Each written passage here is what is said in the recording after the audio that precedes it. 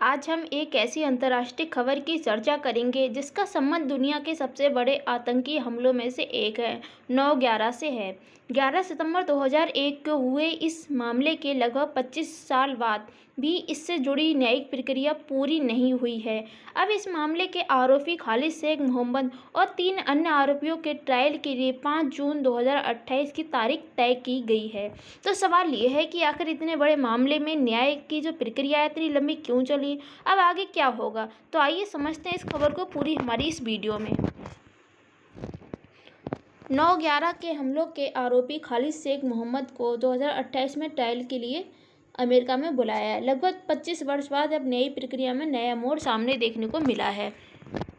खबरों के मुताबिक बताया जा रहा है कि अमेरिका के सैन्य न्यायाधीश ने 5 जून 2028 को ट्रायल शुरू करने की तारीख तय की। यानी कि अमेरिका का जो सैन्य न्यायाधीश है, जहाँ न्याय की जो प्रक्रिया होती है, वहाँ पर जो 5 जून को यानी कि जो शेख मोहम्मद है उनको बुलाया गया है। इसमें 2028 को 5 जून 2028 को ट्रायल शुरू करने की एक तारीख तय की गई, यानी कि उस तारीख को उन्हें बुलाया जाएगा।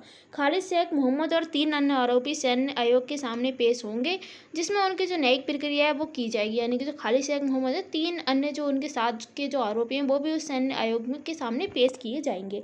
अभी जो अभियान है, ये पक्ष 2027 में ट्रायल शुरू करना चाहता था। यानी कि जो अभियोजन जो एक पक्ष था जिसमें 2027 में ट्रायल शुरू करना चाहता था, लेकिन अब इसकी जो तारीख है वो 5 जून 2028 में ट्रायल करने की तय की गई है। लेकिन अदालत ने कहा है कि कई प्री ट्रायल कानूनी मुद्दे अभी भी बाकी हैं। यानी कि जो अदालत ने कहा था, इसमें कहा जो प्री ट्रायल कानूनी मुद्दे अभी बाकी हैं। इसमें पहले भी लोगों ने ट्रायल करने की कोशिश की थी, यानी कि तारीख डाली थी, अभी जो पक्ष ने भी 2027 में डाला था। तो ये प्री ट्रायल कानूनी मुद्दे अभी बाकी हैं, इसमें बताया जा रहा है, और इसलिए 28 की तारीख निर्धारित की गई। यानी कि तभी सारे नियमों को अनुसार सबके पक्ष देखते हुए इसमें तारीख अदालत ने न्यायाधीश ने ये तारीख तय की है, इसलिए 2028 तारीख निर्धारित की गई है। हम बात करें 9/11 क्या है, ये क्या था, इसकी बात करें तो यानी कि हम पहले समझ सकते हैं ऐसी एक खबर है का ये मुद्दा है कि वह लगभग 2.5 दशक पुराने मामले नहीं, अब ट्रायल की एक निश्चित तारीख के सामने है ये। यानी कि अब हम बात करते हैं जो 9/11 है ये क्या है, तो इसके बारे में बात करते हैं। तो ये एक जो 11 सितंबर 2001 को अमेरिका में बड़े आतंकवादी हमले हुए थे इस टाइम। यानी कि जो 11/2001 को अमेरिका में बड़े आतंकवादी हमले हुए थे, इससे इसे जोड़ा जाता है। 4 यात्री विमान पर अपहरण किया गया था। यानी कि 4 यात्री वहाँ जा रहे थे दर्शन करके, कहीं भी जाते होंगे, तो उसमें जो विमान का अपहरण हुआ था उनमें ये यात्री भी पकड़े गए थे। इसमें क्या हुआ था, जो हमला हुआ था उसके मुख्य प्रभाव न्यूयॉर्क और जो वाशिंगटन पर पड़ा भी था।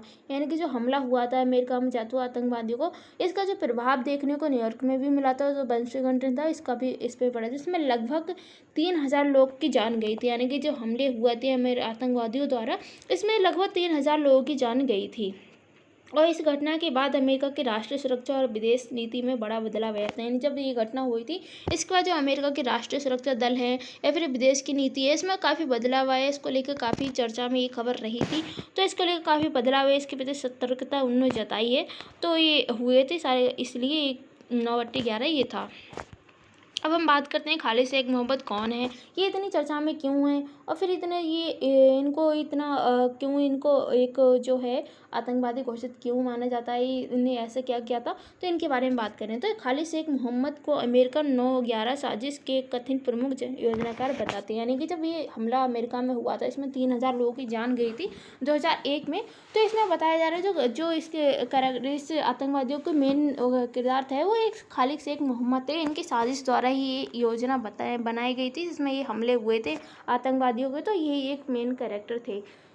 उसे 2003 में पाकिस्तान में पकड़ा गया था। फिर जो खालिद शेख मोहम्मद है 2003 यानी कि 3 साल बाद इनको पकड़ा गया था। यानी कि 2001 में ये घटना हुई थी अमेरिका में आतंकवादियों को, तो इसके बाद 2003 में ये पकड़े गए थे, पाकिस्तान में ही पकड़े गए थे। बाद में कुछ जो ग्वांतानामो में इन्हें रखा गया था। बाद में जो एक ग्वांतानामो एक स्थान है, वहाँ एक जो समुद्री स्थल के पास कोई जगह है, वहाँ पर ये ग्वांतानामो स्थल पर इन्हें रखा गया था। फिर इसके बाद इनके खिलाफ जो सैन्य आयोग में मुकदमा चलाया जा रहा था। इनके बाद जो सैन्य आयोग में इनको मुकदमा ज़्यादा चलाया गया, फिर अंतिम दोष सिद्धि अदालत के निर्णय पर इन्हें निर्भर करेगी, ये सारे बताए गए थे। यानी कि जो आरोपी थे ना, ये गुआंतानामो स्थल पे फिर रखा गया था, 2003 में पकड़े गए थे। ये काफ़ी जो शेख मोहम्मद है, मेन किरदार थे आतंकवादियों के, इसलिए ये इतनी चर्चा में है। मामले में अन्य आरोपी कौन थे, इनकी बात करें तो मामले में अन्य आरोपी जैसे कि इनके साथ देने वाले थे, जैसे वलीद बिन अतास ये थे, अली अब्दुल अजीज़ अली ये थे, मुस्तफ़ा अली हौसवी ये थे। इन चारों के खिलाफ सैन्य आयोग में कार्रवाई आगे बढ़ रही है। यानी कि ये चारों, फिर खालिद शेख मोहम्मद, फिर वली बिन अतास, अली अब्दुल अजीज़ अली, अल हौसवी, ये सारे तीनों जो इन तीनों चारों ये आतंकवादी थे, इन तीनों के खिलाफ एक कार्रवाई चल रही है। फिर बात करें गुआंतानामो वे क्या है, इसके महत्वपूर्ण क्यों है, तो गुआंतानामो भी एक क्यूबा में स्थित अमेरिकी नौसैनिक अड्डा है। यानी कि ये क्यूबा में स्थित एक अमेरिका का नौसैनिक अड्डा है, जहाँ पर ये इन तीनों को रखा गया है, जिसमें वहाँ पर ये इनकी कोई जो अपने ये आक्रमण ना कर सकें, या फिर जो अपने ये वहाँ पे इनको कोई छुड़ा ना सके, जैसे कि आतंकवादी हमले ना हो सके, इसलिए इन्हें गुआंतानामो अड्डा व अमेरिका के नौसैनिक अड्डा में इन्हें रखा गया है। जो वाटी में जो वहाँ के जो वाटी हैं, जो बाद में इन्हें आतंकवाद के संदिग्ध को यहाँ रखा गया है। यानी कि बाद में जो आतंकवाद हैं और भी ये संदिग्ध हो, इनको देख के रेख देख में इन्हें रखा गया था। इसी स्थान पर जो आयोग की कार्रवाई है वो हो रही है। फिर इसी स्थान पर ये थे, तो इसी स्थान पर ये कार्रवाई हो रही है। गुआंतानामो को लेकर एक लंबे समय से मानवाधिकार और कानूनी प्रक्रिया पर बहस होती रही है। यानी गुआंतानामो को लेकर एक मानवाधिकार और जो कानूनी प्रक्रिया है उसके प्रति दोनों में बीच से बहस होती रही है, लेकिन कि इनको यहाँ रखा है मानवाधिकार के प्रति और कानून प्रक्रिया के तहत इन्हें वहाँ नहीं रखना चाहिए। सारी बहस आपस में दोनों के बीच छिड़ती रहती है। सैन्य आयोग क्या है, इसके बारे में बात करें तो मिलिट्री कमीशन सैन्य आयोग की बात करें तो ये एक सामान्य नागरिक अदालत से अलग एक न्यायिक व्यवस्था है। यानी जो सामान्य नागरिक अदालत होती हैं, यानी कि अदालत न्यायालय होते हैं, उनसे अलग एक न्यायिक व्यवस्था है, जिसमें ये जो न्याय है उसके प्रति ये जो कानून व्यवस्था होती है उनके प्रति न्याय नहीं मिल पाता, तो इसमें हम जा सकते हैं। और अमेरिका के आतंकवाद और युद्ध संबंधी जो मामले हैं उनके लिए सैन्य आयोग का इस्तेमाल किए जाते हैं। जो अमेरिका के आतंकवाद और युद्ध के मामले होते हैं उनके संबंधी मामलों के लिए सैन्य आयोग का इस्तेमाल इसमें किया जाता है। इस मामले की सुनवाई गुआंतानामो बे अचाना आयोग के तहत हो रही है। यानी कि जो इस मामला है इसकी सुनवाई जो गुआंतानामो एक अड्डा है, जिसमें सैन्य लोगों का अड्डा है जिसमें इनको रखा गया था, उनमें सैन्य आयोग के तहत इसकी कार्रवाई भी हो रही है। प्रक्रिया में अभियोजन, बचाव, साक्षी, न्यायिक समीक्षा के कई चरण शामिल हैं। इस प्रक्रिया में जो अभियोजन, बचाव भी है, साक्षी और न्यायिक समीक्षा के कई चरण भी शामिल किए जा रहे हैं। आगे इसकी बात करें तो मामला इतना लंबा क्यों चला था, इसके साक्ष्य इतने लंबे क्यों हैं, तो ये इसके हम समझते हैं। जैसे कि इस खबर को समझने के लिए समझना हमें सबसे ज़्यादा ज़रूरी होता है कि हमें मामला सामने अदालत में नहीं बल्कि सैन्य आयोग के ढांचे में चल रहा था। ये मामला इतने लंबे क्यों चला, इसकी बात करें तो इसमें जैसे कि 25 साल हो गए इस मामले को चलते हुए। तो इसमें हम बात करें जैसे साक्ष्य से जुड़े विवाद की बात करें तो जैसे कि इसमें यह है कौन सा साक्ष्य अदालत में स्वीकार किया जा सकता है, इस पर विवाद चलता रहता है कि कौन सा साक्ष्य अदालत में स्वीकार नहीं किया जा सकता। हिरासत और पूछताछ है, इसकी बात करें तो इसमें यह है कि आरोपियों की हिरासत और पूछताछ की तारीख से जुड़े जो कानूनी प्रश्न है वो कैसे किए जाएँ और किस प्रकार से होते हैं, ये सारे होते हैं। प्री ट्रायल की बात करें तो सुनवाई, इसकी बात करें तो ट्रायल शुरू होने से पहले कि अनेक कानूनी मुद्दे पर सुनवाई होनी चाहिए, जिससे हमें पता चल सके कि ये कानूनी जो ट्रायल है वो हम कब हो। जैसे कि अभी ट्रायल सुनवाई हुई है, जो इसमें बताया जा रहा है कि इसमें जो 2028 में इनको ट्रायल के लिए ले जाएगा अमेरिका में। प्ली डील विवाद की बात करें तो इसमें 2024 में 3 आरोपियों के साथ समझौते हुए थे, जिसमें कोशिश हुई थी कि जिसमें इनको मृत्युदंड से बचने का रास्ता मिल सके, और बाद में इन्हें लेकर बड़ी कानूनी विवाद हुआ था। अपील और न्यायिक समीक्षा की बात करें तो इसमें यह है कि निचले सैन्य अदालतों और अपीली अदालत के बदले ये मामले आगे बढ़ता रहा था। इसको लेके ये सारे जो अपील और न्यायिक समीक्षा के बीच हमेशा ये देखरेख हमेशा देखने को मिलती रही। आगे इसकी बात करें पूरी समय रेखा की कि 2000 में 9/11 जो हमला हुआ था, इसमें ये हुआ था कि 2003 में इनको जो खालिद शेख मोहम्मद उनकी गिरफ्तारी हुई थी। इसमें 2001 में जब ये हमला हुआ था, इसमें अमेरिका के कम से कम 3, जिसमें इसके जो फ्लाइट में यात्री जा रहे थे वो 4 यात्री भी पकड़े गए थे, और इसमें 3000 लोगों की कम से कम मृत्यु हुई थी। इसमें न्यूयॉर्क और फिर वाशिंगटन ये सारे देश भी प्रभावित हुए थे। ये इसमें जो ये घटना हुई थी आतंकवाद को लेकर, काफ़ी इसमें लोगों की मृत्यु हुई थी।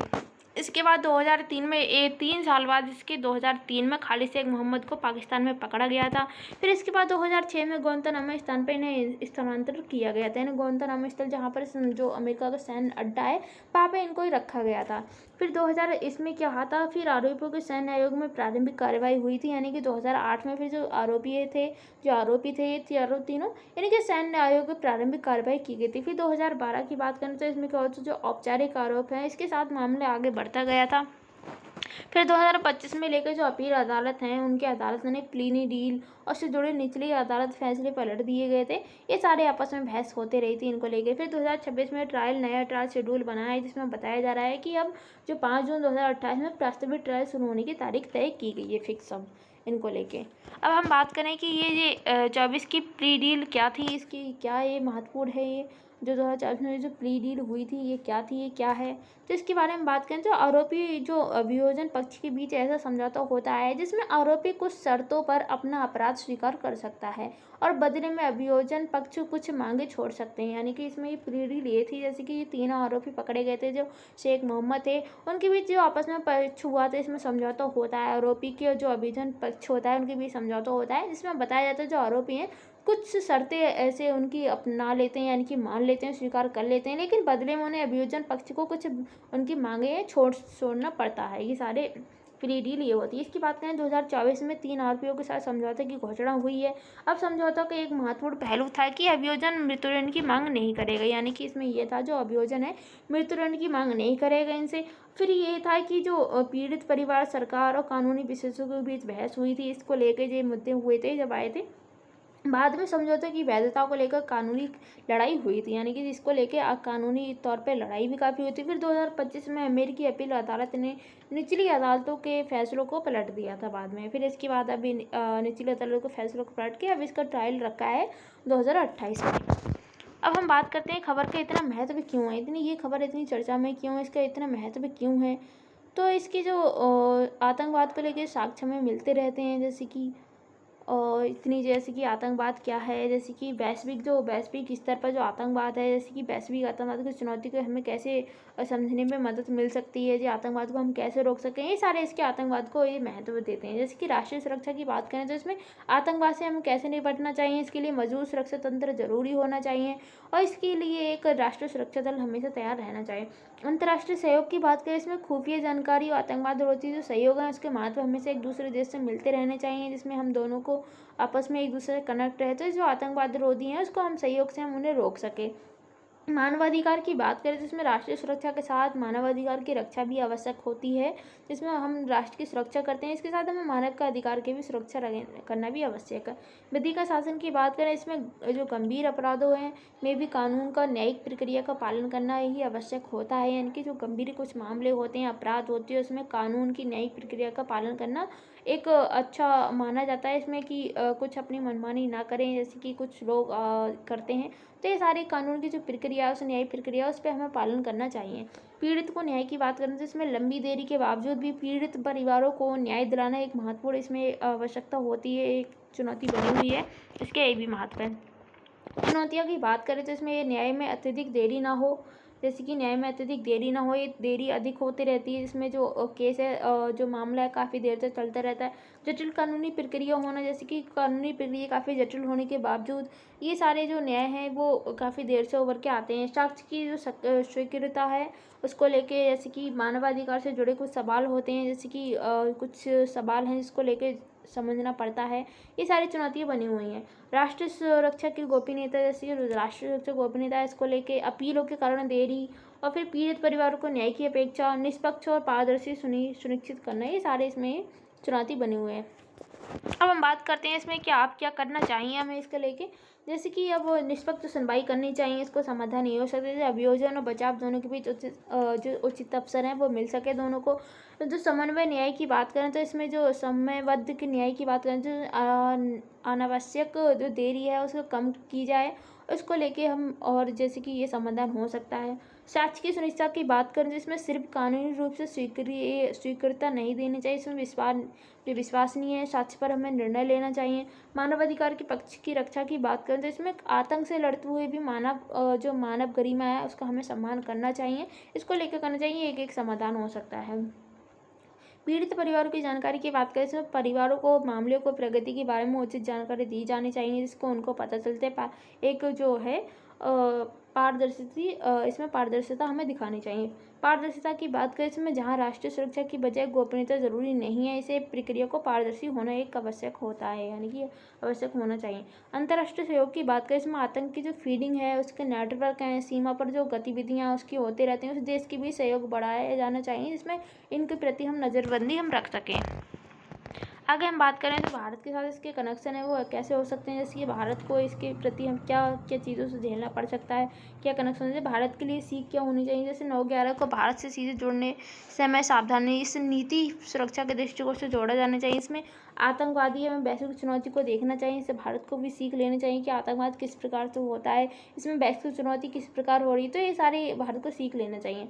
और फिर भारत में लंबी समय से आतंकवाद की चुनौती का सामना करता रहा है, भारत भी इस चीज़ से जूझता रहा है, तो ये भी एक सीख लेने के लिए काफ़ी होता है। आतंकवाद के मुकाबले में अंतर्राष्ट्रीय सहयोग महत्वपूर्ण होता है, जो आतंकवाद होते हैं उनके मुकाबले में जो अंतर्राष्ट्रीय सहयोग होता है उसको लेना चाहिए। खुफिया तंत्र मजबूत करना आवश्यक होता है, इससे बचाया जा सके।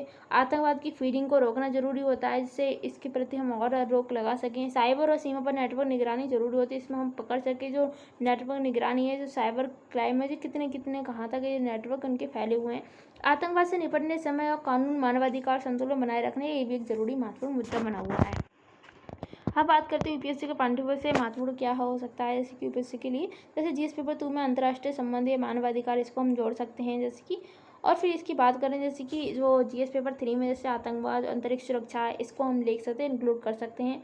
और फिर जैसे कि जीएस 4 में जो नैतिकता और मानव गरिमा जवाबदेही इसको लेके कुछ प्रश्न आते रहते हैं, तो इसको हम इंक्लूड कर सकते हैं। निबंध के लिए अंतर्राष्ट्रीय सुरक्षा, मानव वनाधिकार, नागरिक स्वतंत्रता, ये सारे हम इसमें इंक्लूड कर सकते हैं।